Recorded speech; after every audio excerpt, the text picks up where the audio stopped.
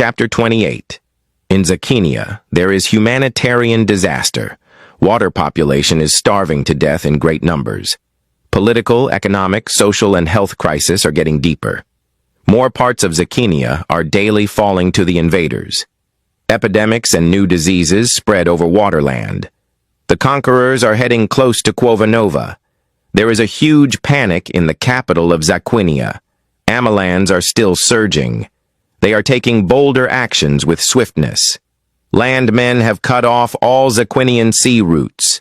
Arisian businessmen and humanitarians have no access to waterland. They can no longer fly direct into the remaining Zakinian islands. Most are not willing to risk landing in Amaland-controlled zones for fear of being caught by land soldiers while smuggling. King Damagan doesn't cooperate with humanitarians. He refuses areas under his control for the needed food and medicine to Zakinian children and old, who are suffering and dying in masses. There are waves of peculiar killer diseases affecting people everywhere, like cholera, typhoid, Ebola, AIDS, and kwashiorkor. Damagan says, starvation is a tool of war. He is using it to win the world war. I will never make peace with the Zakinians. There was no peace in the days of Otino, and there will be no peace now. No, not only today, but even when I shall have finished conquering.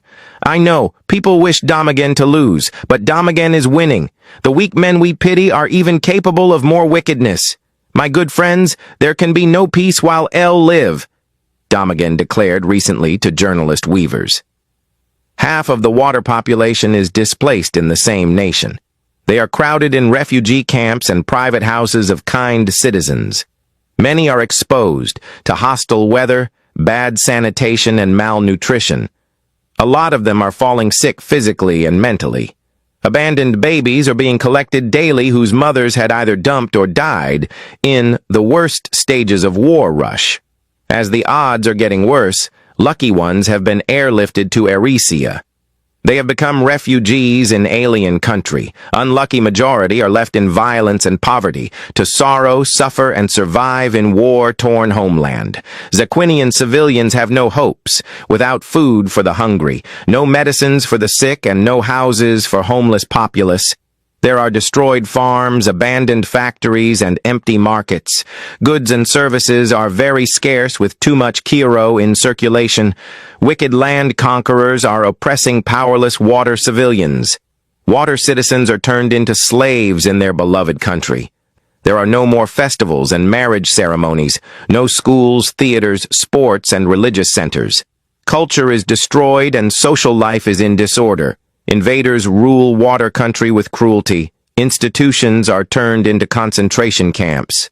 Old men and women, little boys and girls, including handicaps, are being beaten to do heavy and worst of forced tasks without pay. They are diggers, breakers of wood, drawers of water, burden carriers, keepers of fire, cutters of rocks, breakers of stones, corpse collectors, gather skeletons, mend boots and clothes, polish weapons, and cook. They are tortured, harassed, starved, tied, butchered, and killed. No rest, no washing, no treatment.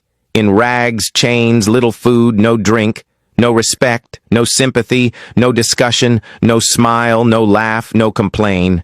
There is neither song nor hum, no dance, no tears, no looking, no crying. Many get sick, weak, and die of diseases, hunger, or turn crazy.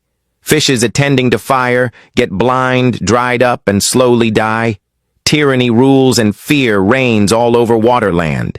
Yet today, the fate of the troubled world seems to revolve around King Damagan. But he has suspended all diplomatic discussions.